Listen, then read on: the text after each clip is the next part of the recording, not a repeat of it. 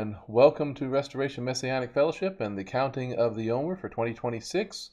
Let's start the blessing for day 19. And that says, Baruch atah Adonai, Eloheinu melech haolam, asher kitshanu b'mitzvotav, v'tzavanu al seferat ha'omer. Blessed are you, Adonai, our God, King of the universe, who sanctifies us with his commandments and commands us concerning the counting of the Omer. So Hayom Tisha Asar Yom, Shechem Shnei Shavuot V'Achimasa Yamim LaOmer. Today is 19 days, which is 2 weeks and 5 days of the Omer. So I almost got that right this time. But we are going again through the statement of faith for this day. Today we are on the fourth statement. And it's really about, it's short. I think I might want to add some things to it, but it's on just the origins of humanity and our place in the universe. So it says, the creation account of Genesis is true and valid history. All humanity can be traced back to Adam and Eve, and her Hebrew name is Chava, and are made male and female in the image of God. So this moment defines sexuality and marriage for all human society. And after the fall in Genesis 3, every human being throughout history has lived in a fallen world with a corrupted image. Both creation and humanity need restoration and redemption that can only be supplied by the Creator. In redeeming humanity, all of creation will be restored, and the presence of God on earth and access to the tree of life will be returned. You know, it's an important thing to get in mind that one of the important things for us to know is that we do trace back to one people and one family, one original creation. As the Apostle Paul put it in Acts 17 when he's talking to the Areopagus in Athens.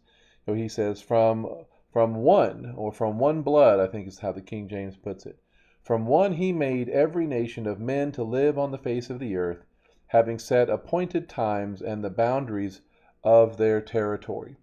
So we all trace back to this one couple, this one origin for humanity. And that kind of goes in the face of a lot of different theories or the secular concepts that are out there.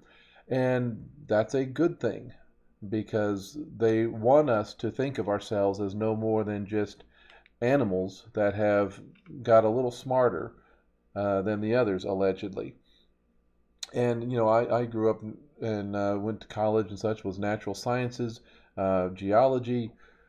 I finished with a psychology undergrad, and that issue was always a big deal for me, is that the special place and the unique history that humanity has in God's plan, and that whole concept of, I guess, human evolution in particular tries to remove that special element from humanity.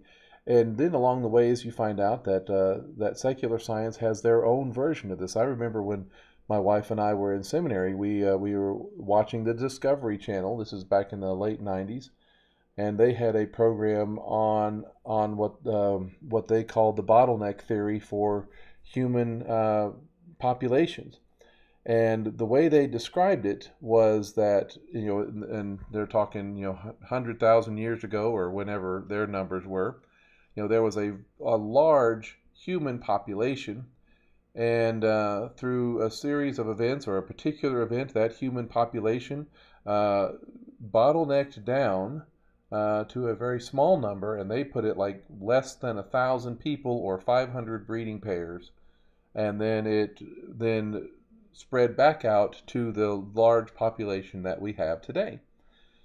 And they kept using all kinds of biblical language. They talked about the mitochondrial Eve and how they were able to trace the genetic history through the mitochondria back to this small population of females. And it dawned on me at that point, when they were discussing this, they had used all this biblical language but also wanted to try to avoid it. But when you read the scriptures, that's exactly how the scriptures paint the human population before the flood and after the flood. You have a large human population, and for a specified reason in the scriptures, that population gets bottlenecked down to a very small number, in this case, 8 human beings, and then from there it expands back out to the modern levels. So at that point, all we're arguing about is the timing of the event and when did that happen, and then the mechanism of what caused it to happen. But we're seeing the same pattern, we're seeing the same evidence, and trying to provide an interpretation for it. And at that point, we're seeing the same thing. I think the scriptures has a much better reason for that. But we all trace back to them. And, I say in there, we are made in his image, male and female, and how this moment defines sexuality and marriage between one man and one woman. And that's the way it should be for all of humanity. And so many issues come up on sexuality and those kinds of questions. That's why our position is we go with the biblical model of these things. But it always comes down to these 3 points when it comes to when we're discussing these things. Is it genetic? Is it before I was born, or do I have a say or a choice in the matter or not? What it always boils down to is 3 things, and we have the biggest problem with the third. But its question is, does God know about our creation or about our sexuality, how it works, how it operates? Does he know about it better than we do? Yes, I think that's a definite answer. He would know since he designed it. And then secondly, has he expressed his will or his opinion on the matter about the way it should be expressed, our sexuality? Should it be expressed a certain way and limited within a certain way of doing things, and outside of that is against his will? So has he expressed his will or opinion? And he clearly has in the scripture when it comes to sexuality. I mean, it's in the top 10 about not committing adultery, not having sexual relations outside that marriage relationship that he defines. The marriage is the first defined institution and relationship of humanity. And then the third thing is the one where our culture wants to throw this off. Does he have the knowledge? Yes. Has he expressed his will? Yes. The third thing is, does he have the authority to say so? And that's where our culture and our world gets off, because they don't want to submit to his authority and put their lives and their sexual expression and all those things underneath his authority.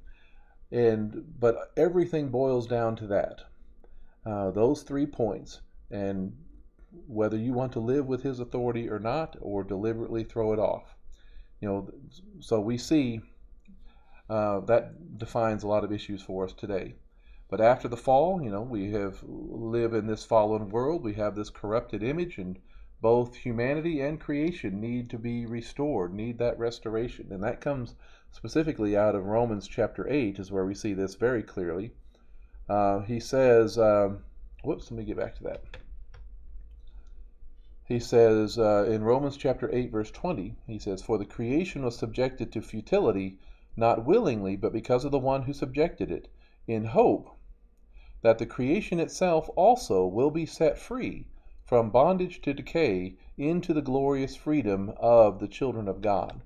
For we know that the whole creation groans together and suffers birth pains until now. And not only creation, but even ourselves, we ourselves who have the first fruits of the Spirit, of the Ruach, groan inwardly as we eagerly wait for adoption, the redemption of our body." So that's a very powerful statement about how our fall, our sin, has not just affected us in our place in this world, but has brought death into this world through that situation, through our fall, through our sin. And when you think about old earth, young earth, creation, evolution, that was actually one of the biggest issues that hit me the hardest. Is if you're willing to entertain evolutionary theory, you have to have an old Earth because it's preposterous without time giving it that much of a mechanism to work with. But also, you have to assume that death has been a part of the equation all along. And in fact, death is an essential part of the equation for evolution to even move forward and work at all. Darwin in his theories, proposed survival of the fittest. Well, that implies or that demands death. And that, again, that flies in the face of scriptural witness about our creation, that death did not enter into the equation until chapter 3 with the fall of Adam and Chava, Adam and Eve. And so that was actually a major turning point for theologically, these things are not compatible because it's saying that the origins of things in Genesis is not accurate history. So with that, that's where we take our positions as far as restoration. If you lay that solid in that good foundation, then you actually understand everything that God is doing in trying to restore humanity and return us to that state where He can walk in the garden with us. So from the beginning of things starts in a garden. The end of the book of Revelation is back into that garden, and the turning point, takes place. There's the Garden of Gethsemane, and there is that turning point where Yeshua submits himself to the Father's will and plan of redemption, fully and completely. And so it's from garden to garden in that sense. I've also heard people talk about it in the sense of the first thing is a marriage. There's the marriage of Adam and Eve, and then it ends with that wedding feast at the end of Revelation. And Yeshua comes in pursuit of his bride. He is the bridegroom, we are the bride. So wedding is also, marriage is an essential image to all of this as well. So all that to say, I just wanted to invite y'all to come to our services every Shabbat, every Saturday at 1 o'clock up in Morristown. You can see our website and our address down below. We'd love to have you come out and visit sometime and get a chance to meet. And if these discussions bring up any questions, just by all means step forward and ask away. We actually enjoy these kind of questions. So with that, you have a good night, and we will see you again. Shalom.